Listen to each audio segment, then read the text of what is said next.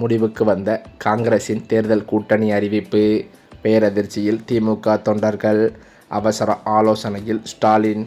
கடந்த 5 ஆண்டு ஆட்சி காலத்தில் திமுகவானது பல்வேறு நலத்திட்ட உதவிகளையும் மக்கள் நலத்திட்டங்களையும் செய்து தமிழ்நாட்டின் நல்லாட்சியை செய்து கொண்டு வரும் நிலையில் சமீப காலமாகவே தமிழகத்தை பொறுத்தவரை காங்கிரஸ் கட்சி இப்போது ஒரு மாற்றுப் பாதையை தேடத் தொடங்கிவிட்டது.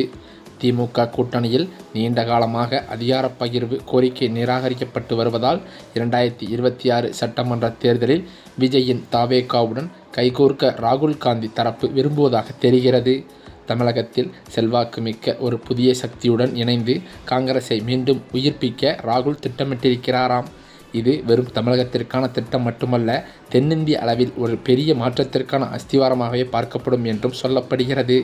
ராகுல் காந்தி மற்றும் பிரியங்கா காந்தி ஆகிய இருவருமே 2029 மக்களவைத் தேர்தலை குறிவைத்து ஒரு புதிய தேசிய கூட்டணியை அமைக்க திட்டமிட்டு வருவதாக அரசியல் விமர்சகர்கள் கூறி வருகின்றனர்.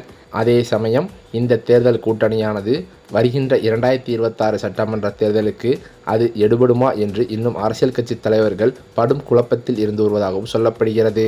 இந்த மாற்றுப்பாதையை விரும்பாத காங்கிரசின் மூத்த நிர்வாகிகள் பலர் திமுக பக்கம் தாவ இருப்பதாகவும் சில கதைகள் வெளியாகி வருகிறது.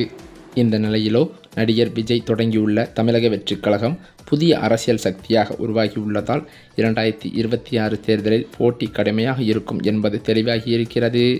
இதனால் திமுக கூட்டணி கணக்குகளில் பெரிய மாற்றங்களை செய்ய யோசித்து வருவதாகவும் கூறப்படுகிறது.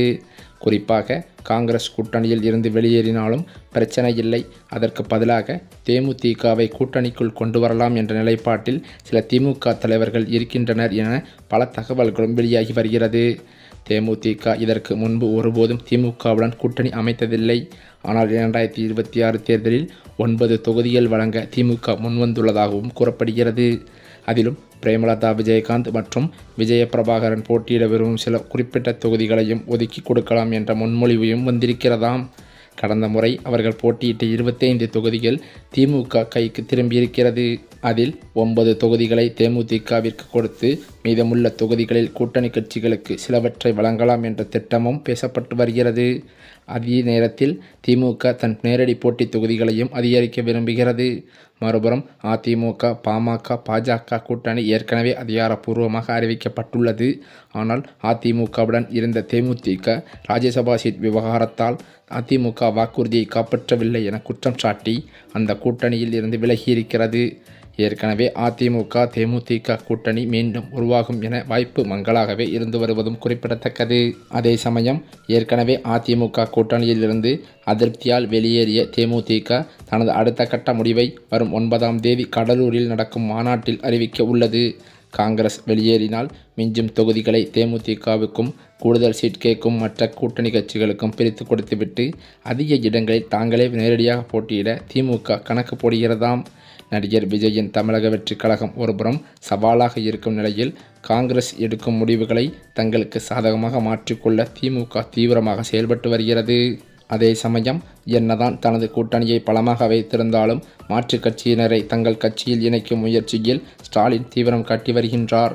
ஓரணியில் தமிழ்நாடு என்ற உறுப்பினர் சேர்க்கையின் மாற்றுக் கட்சியினர் பலரும் திமுகவில் இணைந்து வருகிறார்கள். அதிலும் குறிப்பாக அதிமுக மற்றும் பாஜகவை சேர்ந்த முக்கிய நிர்வாகிகள் பலரும் சமீப காலமாகவே திமுகவில் இணைந்து வருவதால் நாளுக்கு நாள் ஸ்டாலினுக்கு பலம் கூடிக்கொண்டே செல்கிறது. இப்படியான நிலையில் அண்ணா அறிவாலயத்தில் முதலமைச்சர் ஸ்டாலின் முன்னிலையில் அதிமுகவின் எக்ஸ்-எம்எல்ஏக்கள் இருவர் தங்களை திமுகவில் இணைத்து கொண்டனர். 1991 தேர்தலில் சிவகாசி எம்எல்ஏவாக இருந்த பாலகங்காதரன், பழனி எம்எல்ஏவாக இருந்த சுப்புரத்னம் ஆகிய இருவரும் திமுகவில் ஐக்கியமாகியுள்ளனர். இதில் குறிப்பாக பாலகங்காதரன் ஓபிஎஸ்ஸுக்காக ஆதரவாக டிவி நிகழ்ச்சிகளில் பங்கேற்று மும்முரம் காட்டி வந்த நிலையில் திடீரென கட்சி மாறியிருக்கிறார். இதனால் சமீபத்தில் ஓபிஎஸ் ஆதரவாளரான மனோஜ் பாண்டியன் எம்எல்ஏ திமுகவில் இணைந்ததும் குறிப்பிடத்தக்கது.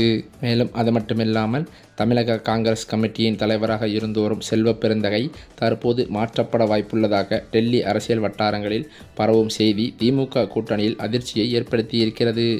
விருதுநகர் நாடாளுமன்ற உறுப்பினர் மாணிக்கம் தாக்கூர் புதிய தலைவராக நியமிக்கப்படலாம் என்றும் பேசப்பட்டு வருகிறதாம்.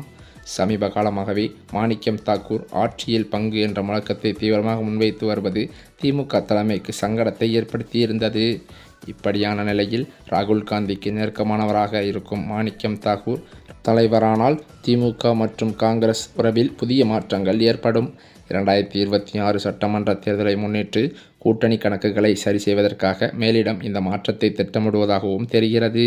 இருந்தாலும் செல்வ பெருந்தகையை பதவியிலிருந்து நீக்கினால் அது சமூக ரீதியான விவாதங்களை உருவாக்கும் என்பதால் காங்கிரஸ் மேலிடம் மிகவும் கவனமாக ஆலோசித்து வருகிறதாம். இந்த தலைமை மற்றும் மாற்றமானது உறுதியானால் வருகின்ற பொங்கலுக்கு பிறகு அதிகாரப்பூர்வ அறிவிப்பே வெளியாகும் என புதிய தகவல்களும் வெளியாகியுள்ளது. ஏற்கனவே தமிழகத்தில் வரவிருக்கும் சட்டமன்ற தேர்தலை முன்னிட்டு அரசியல் களம் வேகமாக சூடுபிடிக்க தொடங்கியிருக்கிறது.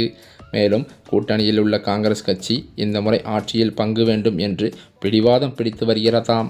இதற்கு திமுக உடன்படாத நிலையில் ஒருவேளை காங்கிரஸ் கூட்டணியை விட்டு வெளியேறினால் அந்த இடத்தை தேமுதிகவை கொண்டு நிரப்ப திமுக தலைமை திட்டமிட்டிருக்கிறதாம். இப்படிப்பட்ட நிலையில்தான் தமிழகத்தில் விரைவில் சட்டசபை தேர்தல் நடைபெற இருக்கும் நிலையில் தேதி எப்போது அறிவிக்கப்படும் என்ற கேள்வி அரசியல் வட்டாரத்தில் பெரும் எதிர்பார்ப்பை ஏற்படுத்தியிருக்கிறது. இதற்காக அனைத்து அரசியல் கட்சிகளும் தீவிரமாக தயாராகியும் வருகின்றனர். இந்த சூழலில் தேர்தல் அறிவிப்பு தொடர்பான முக்கிய தகவல் வெளியாகியிருக்கிறது. கடந்த 2021ஆம் ஆண்டு நடைபெற்ற தமிழக சட்டசபை தேர்தலில் திமுக வெற்றி பெற்று ஆட்சியை கைப்பற்றியது. அதன் தொடர்ச்சியாக 2021 மே 7ஆம் தேதி திமுக தலைவர் மு.க. ஸ்டாலின் தமிழக முதல்வராகவும் பதவியேற்றிருந்தார். தற்போது அந்த ஆட்சியின் 5 ஆண்டு காலம் 2026 மே மாதத்தில் நிறைவடைய இருக்கிறது. இதனைத் தொடர்ந்து அடுத்த சட்டசபை தேர்தலுக்கான பணிகளில் அரசியல் கட்சிகள் முழுவீச்சில் ஈடுபட்டு வருகின்றன. இந்த முறை தமிழகத்தில் 4 முனை போட்டி நிலவி வந்தது. திமுக தலைமையிலான கூட்டணி, அதிமுக தலைமையிலான கூட்டணி, சீமானின் நாம் தமிழர் கட்சி மற்றும் நடிகர் விஜய் தலைமையிலான புதிதாக உருவான தமிழக வெற்றி கழகம் ஆகிய கட்சிகள் தேர்தல் களத்தில் நேரடியாக மோத இருக்கின்றன.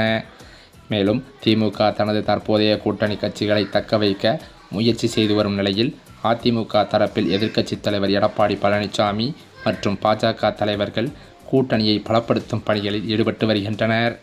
விஜய் தனது கட்சிக்கான கூட்டணியை அமைக்க முயற்சி செய்தும் வருகிறார்.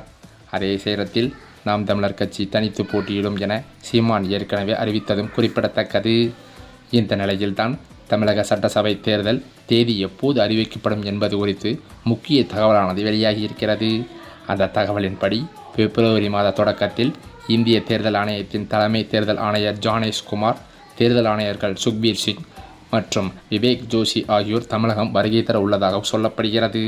மேலும் அது மட்டுமில்லாமல் திமுகவிற்கும் காங்கிரஸுக்கும் இடையே நிலவும் இந்த தார்மீக மோதல் தமிழக அரசியலில் ஒரு புதிய துருவ முனைப்பை உருவாக்கும் என்றும் சொல்கிறார்கள். மேலும் அது மட்டுமில்லாமல் இன்னும் சில மாதங்களில் நடக்கவிருக்கும் 2026 சட்டமன்ற தேர்தலில் இந்தியா கூட்டணியில் இடம்பெறும் காங்கிரஸிற்கு திமுகவானது தொகுதி பங்கீடு பிரச்சனையில் பல்வேறு முனைப்பு காட்டி வருவதாகவும் அதை தாமதப்படுத்தி வருவதாகவுமே தகவல்கள் வெளிவந்துள்ளது. இதற்கான முடிவை திமுக தலைமைதான் எடுக்க வேண்டும் என்றும் காங்கிரஸ் நிர்வாகிகள் கடும் மோதலில் ஈடுபட்டு வருவதாகவும் சொல்லப்படுகிறது. இதன் காரணத்தினால் தொகுதி பங்கீடு பிரச்சனை காரணமாக காங்கிரஸ் ஆனது தனது தொகுதிகள் அதிகம் கேட்டு வருவதால் பிரச்சனைக்கு முற்றுப்புள்ளி வைக்கும் வகையில் திமுகவானது கூட்டணியை பொறுத்தவரையில் மாற்றம் கொண்டு வரலாம் என்று ஆலோசனை நடத்தப்படுவதாக சொல்லப்படுகிறது.